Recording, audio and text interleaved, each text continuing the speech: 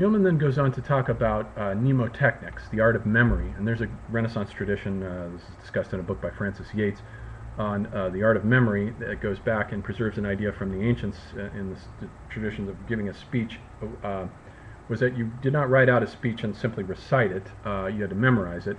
And the mnemotechnique for memorizing a speech, Muhlmann says, was originally to create in the mind an imaginary city. And the imaginary city would be imagined in such a way as that it would have the same structure every time, and the speech itself would be imagined as a procession through the city, so that you would associate each point of the speech with a specific turning down the boulevard of the city, or around this area, or that aspect of a triumphal arch. And it would map out the speech for you as a mnemotechnical device to be held in the memory. And Muhlmann goes on then to say, actually, cities themselves, Western cities themselves, are laid out mnemotechnically. The city itself is a physical exteriorization of memory. And he says Western cities are they were designed from the Middle Ages down to the invention of artillery largely for defensive purposes. They're basically ring-shaped. They have giant walls, fortified walls around them. And of course, with the invention of artillery at the end of the 15th century, starting with the French beginning to invade Italy, they brought gunpowder in with them and cannons, and that slowly brought the walls down and rendered this type of ring-shaped transversal city obsolete. So that's eventually what happened to it. The walls came down. But Muhlmann says that the city initially is a mnemotechnical space. It's a transversal physical space in which events are encoded. You get the central axial avenue, you get the gates and the axial avenue leading down the center of the city with triumphal arches, so that stressful events will be remembered in the city by associating specific topoi of the city with parades that reactivate the latent stimuli of an event into the acute stimuli of the emotional flood that's associated with the traumatic event. And so cities themselves are these sort of living vessels, mnemotechnical vessels, in which latent stimuli are stored in public places, which can then be reactivated by liturgies and parade marches and so forth. The ring-shaped fortification wall separates. The other thing about the city is that the fortification wall itself separates the sphere of conflict from the sphere of cooperation, so that the convexity of the wall separates the sphere of conflict out there from the concavity on the inside of the city, which becomes the sphere of cooperation on the inside of the city. So we have the two spheres in the traditional idea of the city. The transversal idea of the city were separated.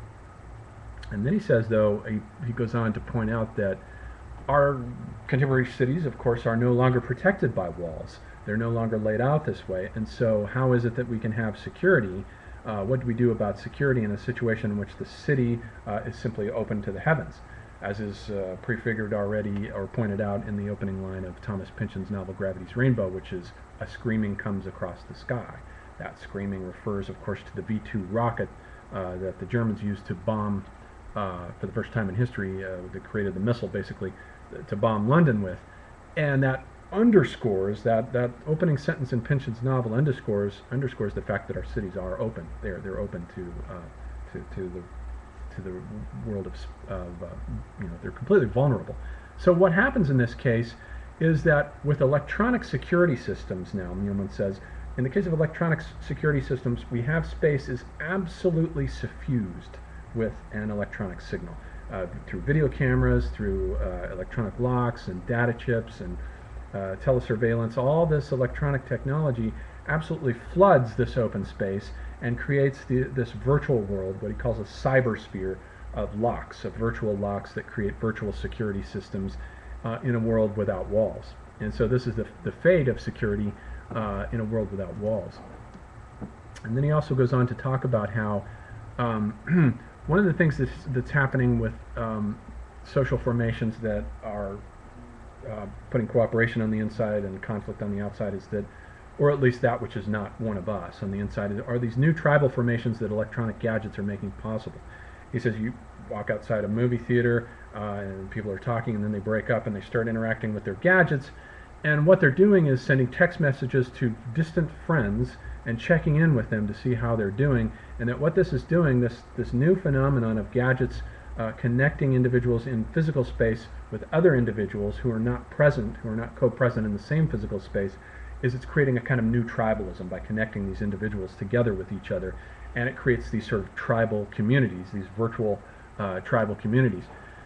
But he says the flip side of this is, of course, terrorism is based also on this kind of constant pervasive threat, this immersive threat to open space. It can happen anywhere, and so you have this terroristic structure as the basic threat to open spaces.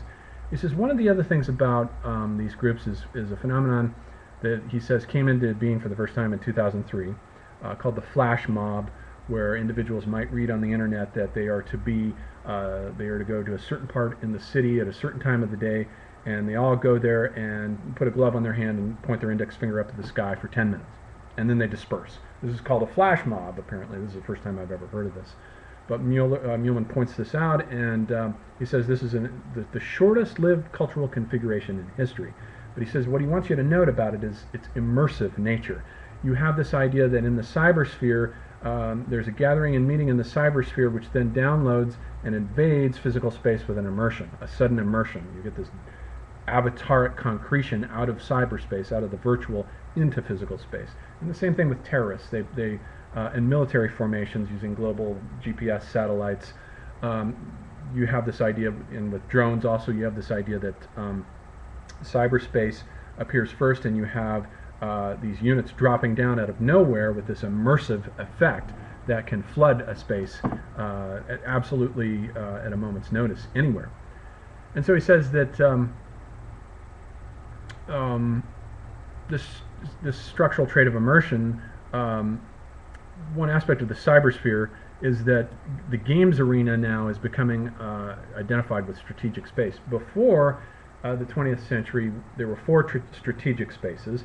You had the space of land, the space of sea, and then starting with World War I, you had with submarines under the sea, the strategic space there, and the strategic space of air, starting with the dirigibles and the airships bombing, the Germans invented this, bombing London with dirigibles in World War I. And those four strategic spaces were traditional up until the creation of the cybersphere, which is now a new strategic space, as any reader of Paul Virilio knows, which is now a new strategic space. But the games arena now, the arena of video games and cyber games, is also contemporaneous with the same space. And so the games arena shares the same space with this. And weapons materialize then out of the cybersphere exactly like flash mobs out of the internet. They just sort of materialize on the earth out of this cyber world. And then he says one of the things to contrast with this in the ancients is the type of phenomenon that was characteristic of Roman society, the gladiatorial arenas. He said that with the gladiatorial arena, what you have is the formation of a space of conflict within the city, where the internal concavity of the city is a sphere of cooperation, and the sphere of conflict is outside the city walls.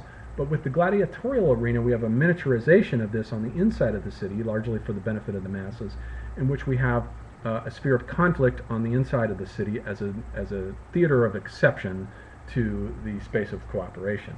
And so in the gladiatorial arena, we have this death struggle, which also produces these stressful situations, but they're not situations that have a vertical MSC dimension to them, because the gladiatorial game it doesn't have a vertical MSC that transmits through the generations, because the game generates with every new spectacle new acute stimuli without having to rely on the transformation of latent stimuli into acute stimuli. So culture in this case is thus repeatedly founded iteratively. It has an iterative effect. So the conflict sphere from outside the city is miniaturized as a space of exception to the sphere on the sphere of is miniaturized as a state of exception. It's sort of like a Gomben's state of exception, in which the concentration camp represents the eruption into civilized space of nature, of bios, of just bare, naked life. So you can already see what's going to happen with Roman civilization, with the eruption into this highly civilized sphere of cooperation that the traditional transversal city resembled, of this pure element from nature erupting into the city. And then over time you're gradually going to see this nature principle, because the gladiatorial arena is simply a transference of the struggle of life against death in the outer world beyond the city into the inside of the city. And the entry of that nature principle into the city is slowly going to coarsen the Romans and degrade them and vulgarize them and turn the whole place into a spectacle of violence. And that will gradually shut down Roman civilization. It will leave history and enter back into a zoological animal struggle for survival, in which the polosphere and the laws of the polosphere are suspended, just as they are in Agamben. They're suspended, and you just have the reign of brute, naked zoological life. And so that's the basic MSc theory of Heiner Muhlmann. I highly recommend reading it and investigating it, and it's synopsized in this tiny little book, MSc, The Driving Force of Cultures, and I highly recommend it.